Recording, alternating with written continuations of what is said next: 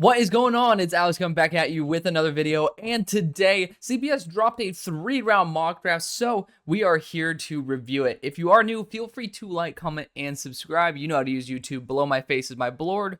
Below that are all the great ways to get involved with the community, as well as take advantage of our two sponsors of the show, Olipop and UnderDog Fantasy. Use those codes, save some money, spend some money, get some free money, enjoy yourself. Have a good time. I'm also doing this because I'm actually creating, I can't believe I'm saying this, I'm creating the graphics for my 7-round mock draft. It is complete. You are welcome. I stayed up, my bedtime has shifted back drastically since I started my new job, and we pushed it, but it's because I love y'all. Let's get right into this, though. 3 rounds ain't no joke. This is probably going to be a little bit extensive video, so let's get into it. Of course, we have a couple of the trade terms here. It looks like I'm actually glad that they do this at the beginning. So we have a Minnesota trade, a Los Angeles Rams trade, which the Rams are notorious for moving their first-round picks and stuff.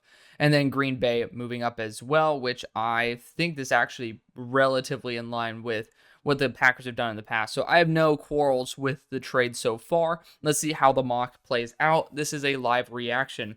So at pick number 1, we got Caleb Williams. Makes sense. It's the number 1 pick. Let's not waste our time on that. Pick 2, we got Drake Maye. Now, y'all know I've been a little bit critical of Drake Maye. There's a reason I haven't put out a quarterbacks video. It's just because I don't really find it very entertaining to talk about the same thing over and over again and then, talk about it again. And then, I'm not a huge fan of this quarterback class the way that I really wanted to. Like, I have Jayden Daniels as my QB2, but I think Drake Maye in a system where he doesn't have good offensive tackle play would be more likely the guy I would select because I don't trust Jayden's frame and I don't really trust Jayden to remain healthy. But that's a conversation for when we bring Jayden up.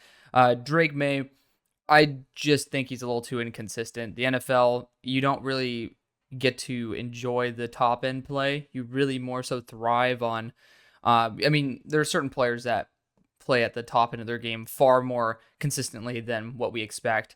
And to be fair, maybe Patrick Mahomes, because I wasn't studying the draft during that time, would have been somebody who has that more that inconsistency that maybe Drake has, and maybe I'd have a different outlook. But I think the NFL feasts on inconsistency, inconsistent ball placement. There's that clip of him absolutely sailing a ball that he's practiced like 50 times by that point into the crowd, essentially. So, even with practice, I am a little bit concerned with that. Of course, the high-end play is ridiculous. The real question you got to ask yourself is, can you live with the inconsistency? I don't know if I could, but this team is desperate as all get out to have a quarterback now that they got rid of the Sam Howell for essentially nothing. That's something I have an issue with, but that's a conversation for another day. But Drake Maye is the correct selection. Let's continue moving on. Jayden Daniels talked about it, that frame a bit more on the slender side. Of course, he is one of the best athletes that I've seen at his position. He reminds me a lot of Lamar's mobility because it's easy to comp Lamar because he's, Lamar B. But Jayden is actually extremely athletic and very elusive. Like, it's more so the effectiveness with his feet is up there with Lamar. So that's a big plus. Problem is he likes to run a little bit more than he likes to process over the middle of the field. The Patriots, I think that's a perfectly fine destination for him to go. Of course, J.J. McCarthy ends up being the pick at pick 4. It's kind of wild. This is like the topic. I could probably put J.J. McCarthy in the title for no reason. I could just say J.J. McCarthy goes high. And some fuckers are going to click on it thinking like, oh, finally somebody respects him as QB1. That's just the point of the draft cycle where we're at. No disrespect to those people, but please watch the film. Like, J.J. McCarthy, someone who I really do like. I have him outside of my top 32, and I think that's fine. I think that he has a lot of room to grow. And for certain franchises that have comfortability with their jobs and time to develop, this might be very much worth it. But there's a lot of people in the NFL who do not have that tenure. NFL stands for not for long.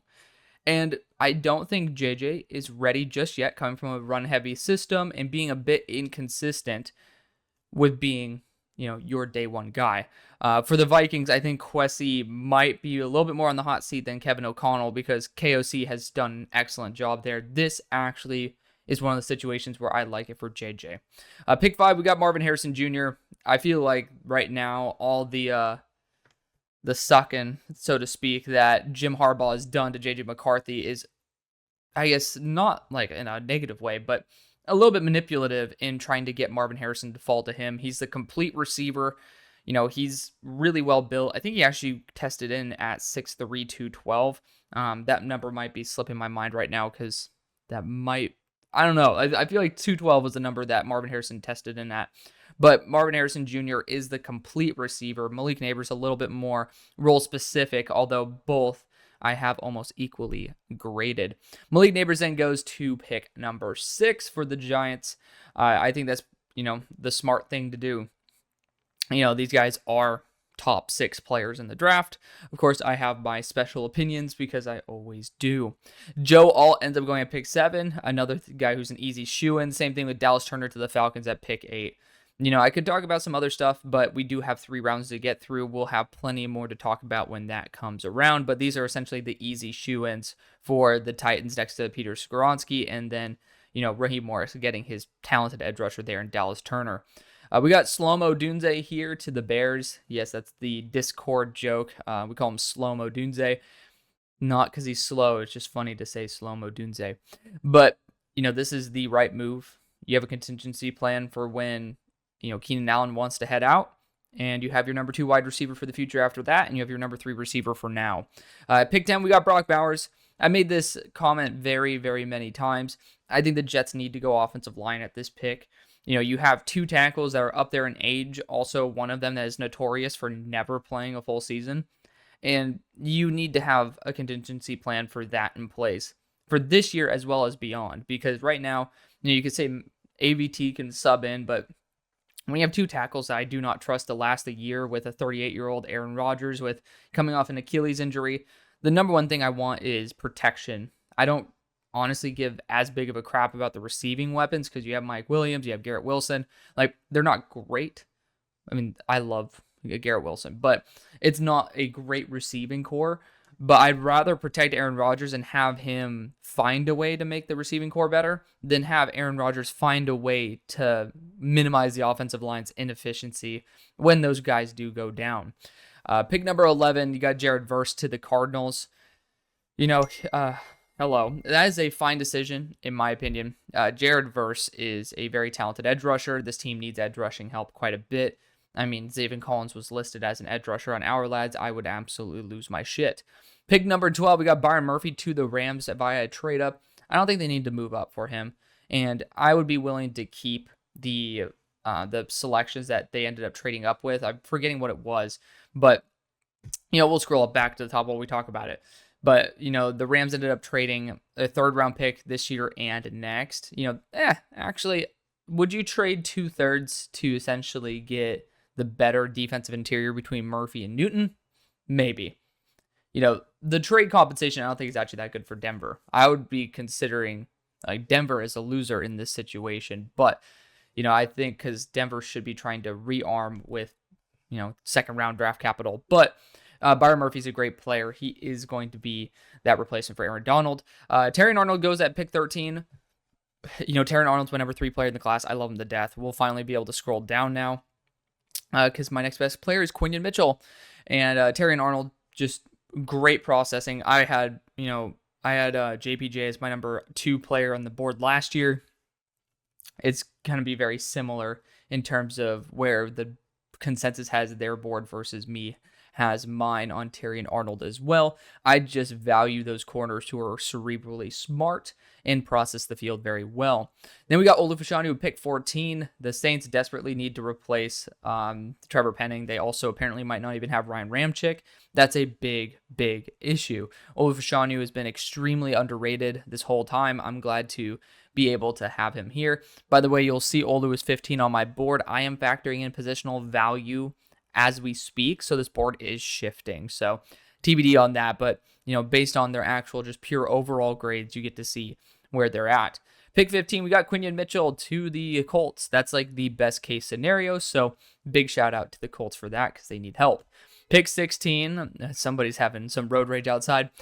We have Troy Fautanu going to the Seahawks. I think it's a great opportunity for them to trade back. There's a lot of good offensive linemen in this class. I don't think you need to be able to take Troy here at this point, even though Troy is a top 20 player. Would end up being a good pick, but I just think Seattle needs to recoup draft capital. Cooper DeJean ends up going to the Jaguars. I'd be going after the wide receivers at this point. I don't think Cooper DeJean is that talented in a very, very, very deep corner class. And then we got Tali Fuaga going to the Bengals. Insane value right here for Cincinnati. As a Steelers fan, I'd cry, but this is great for them. Michael Penix then goes at pick 19 as via that trade back with the Rams going to the Broncos. At least they traded back to get their quarterback. Michael Penix, he's another one of those guys who has that super high ceiling play with a little bit more inconsistency in his lower end play. The floor, I think, is a little bit lower than people like to admit. Of course, he randomly tested out like a freak, which is wild to me. But power to him, man. Power to him. He's great in a straight line. He's not very flexible. But then you got J.C. Latham to the Steelers at pick 20. Anything to help out the offensive line is not going to be shamed by me. Amarius Mims ends up going at pick 21. I do have J.C. Latham above Amarius Mims. I think his feet are way too slow, but that's something that could change. Also, the injury history scares the shit out of me. Or the, let's just say, health unreliability over the past year is something that I am a little bit worried about. The Packers moving up to select them. I think the Packers have, I guess the Packers have enough draft capital to where they could just say, screw it, we're going to go up and get somebody. But, at this point, if you're going to move up, I low-key would just start going after Brian Thomas Jr. You can upgrade that receiving core. There's a lot of really good guys, but you might as well take a swing at that point. I don't think offensive tackle is the right move for him. Graham Barton ends up going to be the pick for the Philadelphia Eagles at pick 22. This is, I think, the day before the Hassan Reddick trade, so TBD on that, but he probably still factors in an edge rusher here. It's right now probably offensive line or edge rusher. Graham Barton can play all 5 positions if need be. He has played multiple different positions on the offensive line, interior as well as at the tackle spots. So I'm not the biggest Graham Barton guy on planet Earth. I know there's some people who are very big advocates of him, but I'm a little bit closer to where CBS has them than where some other people who I know love him have him at. But I do think Latu actually ends up being the pick. This is part of the Minnesota Vikings trade. The Cardinals then go Leatu Latu, so they go 2 different edge rushers. So I think that BJ Ojulari is getting really shafted here. This team needs a lot more than just 2 edge rushers. Of course, there's 3 rounds, so we'll see what they do with their 3rd first-round pick. But this is a prime opportunity to go after Jerzon Newton. This is a prime opportunity to go after Brian Thomas Jr. I think that's just way better value. JPJ, Jackson Powers Johnson, goes to the Cowboys. Center in this class is a bit overrated. So pushing JPJ this high is perfectly fine because people think that there's unbelievable depth. There's not. JPJ is a great pick there for the Cowboys. Then we got Johnny Newton here at pick 25. So he doesn't end up going to the Cardinals, but he ends up going here to the Dolphins. I think it's a smart move by the Dolphins to move down and end up getting extra draft capital while still getting a player to assist. Now we got pick number 26. Kool-Aid McKinstry goes to the Buccaneers without Carlton Davis. Not a bad move. I really do like what they have there right now in Zion McCollum, but Kool-Aid McKinstry is great value. It's very hard to find talented corners like him. Then we got Brian Thomas Jr., who somehow slips to pick 27, so it all ends up working out on the receiver front. I just wish they went Brian Thomas Jr., or they actually ended up going Jerzon Newton and then Brian Thomas Jr. So the Cardinals have gone 2 edge rushers and a wide receiver. I don't think that'd be the end of the world because value is good on all of those. A.D. Mitchell ends up going to the Bills. That's the dream fit. I think he ends up going way higher than this, so we'll see what happens with that. Chad Robinson goes to the Lions. He's pretty much a DPR who's not going to be able to play for the first 2 to 3 years at a consistent NFL level because he can't play the run. I just don't know if that's worth a first-round pick, but the high-end play is ridiculous. He could end up being a top 10 edge rusher in the NFL if trained right, but the chances of that are slim to none. You got Kingsley Suamataia. I'm extremely low on Kingsley. I don't think he could play left tackle in the NFL. I think his role will be a right tackle, though, and you'll see in my 7-round mock draft, I'm still willing to take him as a second-round pick, praying that he ends up working as a right tackle. Just bear with me on that. But he actually should end up being the right tackle for this team. That's why I am not going to say it's like atrocious, but I'm not overly optimistic. Tyler Guyton ends up going at pick 31 for the Niners. I think he is a far superior product to Sua Mataia. It is what it is. But the Niners end up winning. Good for y'all. Nate Wiggins ends up going to the Chiefs, replacing L'Jarius Sneed. Do they need it? No, but you should go best player available. And technically, there is a role open there. Interesting. So they don't have all the graphics for the second round. This actually makes it a lot easier to talk about because, me with my ADD ass, I'd like to be able to take a little bit of a moment to ponder and look at the rest of the graphic. But Panthers go Keon Coleman. I have a feeling he's going to the Cowboys in the first round. He's cousins with CeeDee Lamb. Jerry, he's going to do what he wants, man. Regardless of whether you like it or not. That's, spoiler alert, it's going to be a pick in my mock draft. So I already know I'm going to get shit for that. But I still love y'all. Panthers would do a great job, a great service by going Keon Coleman. He's plays way faster than he's tested. People just look at the tested speed. Patriots go Ladd McConkey.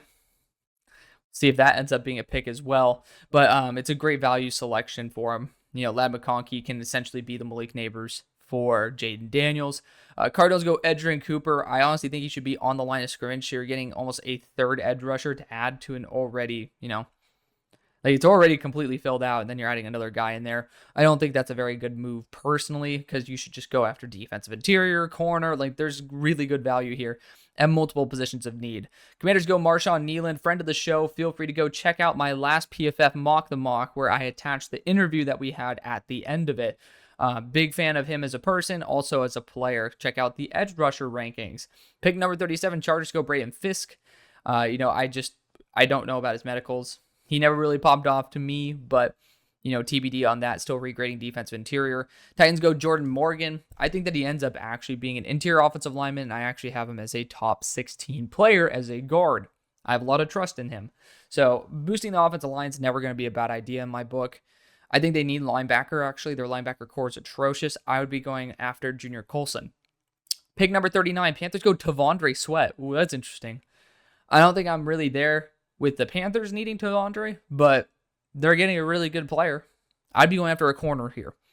Going wide receiver corner, that's almost a must for the Panthers, and there's really good value at both in this draft, so you're not really reaching on the value. Commanders go Patrick Paul. Still not there with Patrick Paul. I see some things that I like, but I just don't know if he can actually legitimately start. I think that I'd be willing to take him maybe late second, move back and take him, because I don't really know if he's actually the end-all, be-all. 41, the Packers go Kamari Lassiter. I'm going back to Georgia for, I don't really think he's the best man-to-man corner. At 4.65, I think you need to value a little bit more speed. Ennis Rakestraw would be my selection. Of course, you got to remember they moved up for Amarius Mims in round 1. Texans then end up getting Ennis Rakestraw. Y'all know Ennis is number 12 on my board. Probably will end up being a little bit lower than that, but he'll still be top 20, no doubt, after I value in positional ranking. Darius Robinson ends up going to the Falcons, so they end up going 2 edge rushers here. I think they desperately need a corner number 2, which is a big surprise. I don't think Clark Phillips should be the boundary number 2. I really love him actually as a slot, but I would like a rotation there, and rather than going after another edge rusher, because I do think that you're basically giving a middle finger to Zach Harrison's development. Raiders go Bo Nix. I think that's great. Might be a pick in mine. The Saints go Chris Jenkins. Actually, the Raiders picks seem a little familiar to me. Saints go Chris Jenkins. They need defense interior help. That's very good value. Colts go Jalen Polk. I'm a bit lower on Jalen Polk. I think he needs a lot more development. And I'd personally be just going after Ricky Pearsall to bring him back with Anthony Richardson. That's probably the best move in my opinion. Giants end up going Tyler Nubin. Secondary help is a need. Corner is much worse than safety at this point, though. You need to go after a corner. Jaguars go Ricky Pearsall. Keep him in Florida. Not going to disagree with that at all. Bengals go Xavier Worthy out of Texas. He's going to be the Tyler Boyd replacement. I'm perfectly fine with that. The Bengals receiving core is actually worse than you'd ever expect. If they end up losing T. Higgins, woo! Of course, I don't remember where Tyler Boyd, if he's even signed. I don't think he signed. Could end up returning to the Bengals. Eagles end up going Michael Hall. Michael Hall's awesome. His ascension after the season has been incredible, because the thing is, he was an explosive player who really was pigeonholed as a DPR as 280 pounds. But he's gotten up to 295, 299, and is still in the 4.7s and has a lot of power to his game. To me, I thought that he was going to be exclusively like a third, fourth, maybe fifth round pick as a DPR. He's looking as more of a full-time player. I don't think the Eagles are the place I'd love him to, but I love seeing the Michael Hall love. Xavier Leggett honestly would have been my pick for the Eagles right there. Going to the Steelers, that would be a dream selection for us. I think he'd end up being an absolute star. Rams go Braylon Trice. If he ends up getting back to 275, even if he's a little bit slower, he was an 80 pressure guy. It's impossible to be bad if you're able to get 80 pressures. So you're at least getting someone who could be a contributor, and you have the ceiling of someone who got 80 pressures in college. 53, the Eagles go Troy Franklin. So again, no one was going to take Michael Hall. Go Xavier Leggett. But the Eagles getting a wide receiver 3 is certainly on Howie's books. Browns go Malachi Corley. After paying their receiving core the way they have, I don't think there's going to be a role for Malachi Corley on this team. They need linebacker. They need defensive interior. That's the way you go. Dolphins go Ben Sinnott. I don't think tight end's going to get that overdrafted in this draft. I'm praying to God it doesn't. I've regained some faith in the NFL when, see some teams slip, like the Steelers drafting Kenny Pickett back in that draft, that quarterback draft. But then you saw the rest of the teams have, I would say not complacency, but they have impulse control. And they actually ended up letting talent slide to where maybe it should have went. So, I think they might do the same with the tight end class here. Cowboys go Zach Frazier, center out of West Virginia. So they go 2 centers. I mean, you can kick one to guard. I mean, to be fair, I actually really like it because, Tyler Smith at left tackle, JPJ at guard, Zach Frazier at center, or combination of those two. Then we got Buccaneers going Peyton Wilson. As long as the medicals check out, which I don't think they do, I think Peyton Wilson might end up being a day 3 pick because of his medicals. That's the dark horse move right there. I didn't end up doing that in my own mock, but this class actually falls off after pick 160 significantly. I actually ended up hating doing most of the mock draft after that. You got Jayden Hicks, then the safety out of Washington State going to the Packers after going after another safety. If I'm not mistaken, didn't we go Newbin earlier? Yeah. Oh no, it's the Giants. Never mind. Okay, I'm tripping. Jayden Hicks, they ended up going Kamari Laster earlier. I remember that. I'm not there yet with Jayden. We'll see what happens when I regrade the safeties. I'm just not really in the mood to regrade my safeties anytime soon when I have other positions I enjoy more. Mikey Sanders still goes to the Texans. You're essentially getting a second slot there with Ennis Rakestraw potentially having to be slot around that 180 range. We'll see what happens there, but I love Ennis. I know he could play boundary. Just hopefully the weight doesn't get in the way. Bills go Javon Bullard. I think the safety class is starting to get really overvalued in this, but that ends up leaving us with some good value down the board. Chris Abrams drained to the Lions. I don't really want a 178-pound corner as my boundary corner. You're essentially going to be doing that. And because, you should have Brian Branch be a slot corner. That's where he belongs. Pick 62, the Ravens go TJ Tampa. Not a big TJ Tampa guy. Didn't test out too well either, which adds... actually, I thought his straight line speed wasn't too shabby, but it ended up being worse than I graded. Pick number 63... Damn, we're on the yawn fest today, everybody. We got the Niners going Mason Smith. Defense interior is definitely a position they should try to target. I think corner as well. But Mason Smith, his average play is pretty atrocious. His high-end play is jaw-dropping. This is a straight Hail Mary. Heyo. But I actually have Mason Smith, I think, graded as my number 66 player in the draft. So within perfect range. I'd be willing to take the swing on that if I'm the Niners because their D-line depth is actually pretty ass. Pick number 64, we got the Chiefs going Cole Bishop. I don't think they need a safety that desperately. And I like Cole Bishop. I just think he should have went way above the other safeties in this class. Chiefs should be looking at probably drafting an offensive lineman at this point. Try to get some rotation, some competition in there because you need to do something about it if you want to make another run. I guess you don't need to do anything because the Chiefs are going to make a run regardless. But 65 Panthers go Chris Braswell. That's really solid value. Not going to complain about that at all. Brandon Dorless, I actually think he's extremely underrated at this point. He's getting regraded and going to be put into my system very soon. He's a very talented player. Cardinals would be lucky to get him in the 3rd. The Commanders going Cam Hart. They need corner. If I'm going to be completely honest and transparent, that was one of the positions I wish I drafted for the Commanders earlier in my mock. But, I think there's other more valuable positions with less valuable players on the market, if you get what I'm saying. Patriots end up going Jalen McMillan, wide receiver out of Washington. They have enough thin wide receivers if you look at the receiving core right now. Don't think Jalen elevates that at all, so I wouldn't do that personally. You got the Chargers going Blake Fisher here. I think that's actually a really good move. I think that's really good value. I don't know if Blake Fisher's going to be there at pick 69, but it is a nice pick for a nice pick. Pick number 70, we got the Giants going Trey Benson. The running back core needs it. This is probably a good spot for him to go. Cardinals go Andrew Phillips. Y'all know he's my number 10 player on my board at the moment. He's a blue chip player. I think he's Jair Alexander. I don't think I need to tell you that I like that pick. Pick 72, the Jets go Roman Wilson.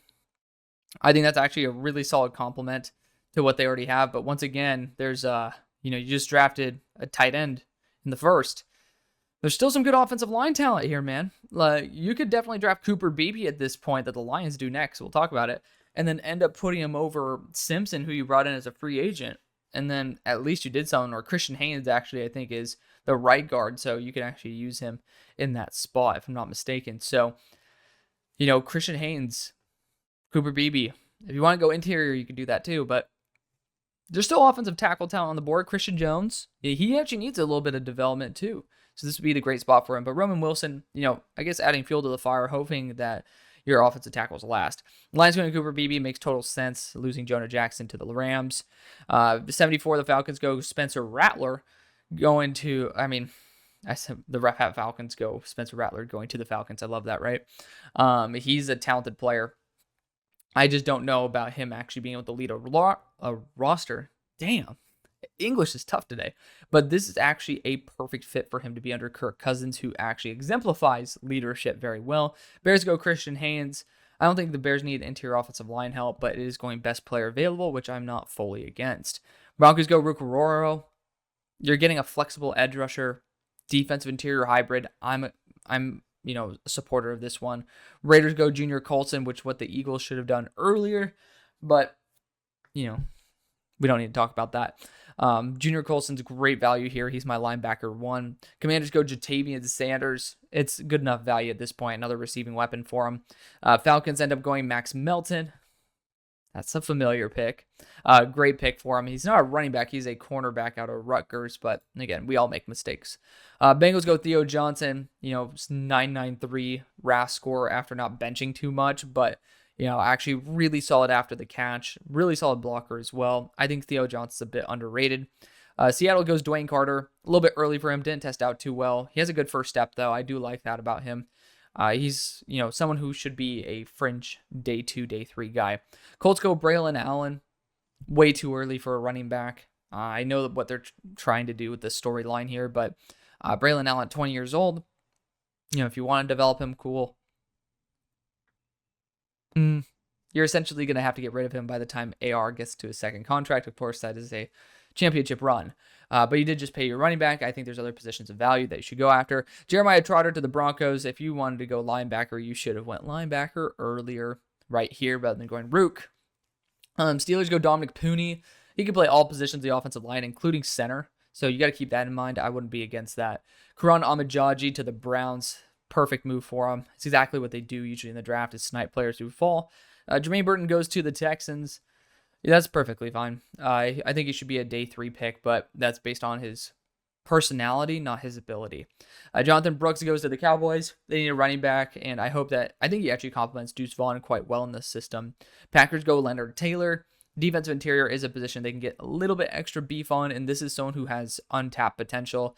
Jonah Ellis goes to the Buccaneers. He could end up slipping as a DPR. He actually ended up playing with a really fucked up shoulder for the final 4 games last year, but still, the IQ is a big concern. The Buccaneers would do a great job by adding a DPR, though, at this spot. Javon Baker goes to the Cardinals. He's a talented wide receiver that there's just no all-22 tape on. That's why I haven't solidified an opinion on him or put him into a rankings yet. He's a good player. From what I've seen, I just don't like making official opinions on tape that I haven't officially watched. And it's not out there. So, TBD on that. Tevin Wallace goes to the Packers. They need a linebacker. I don't know if Tevin Wallace actually goes this early, but if he does, the Packers at least are getting an athletic guy. You have the Buccaneers going Cedric Van Pran. Going out of Georgia. I love that versatility. Good job for them. Ravens go Austin Booker. I think I might have done that pick as well. Just BPA is the right thing to do for the Ravens. Niners go Cade Stover.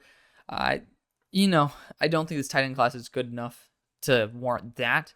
If you have one of the other top end tight ends here, I might be able to justify it. Chiefs, Tez is a good build, 6'2", 200 pounds, good speed as well. This is a guy who's worth taking at this point, but the drops, a little bit reminiscent of MVS. Jaguars go Kalen Bullock, BPA at this point. Bengals go Kyrie Jackson. He's 6'4", 200. You're at least testing out the waters, but this secondary is pretty damn good. Then you got the Steelers going Cam Kitchens. I'd rip my hair out. Like, it's a good player, but he doesn't complement what we have really at all. I would be praying definitely for a different selection than Cam Kitchens. You got Jalen right here for the Rams, home run hitter. Perfectly fine with that. And then you got Deza Isaac. A D's nuts. Sorry.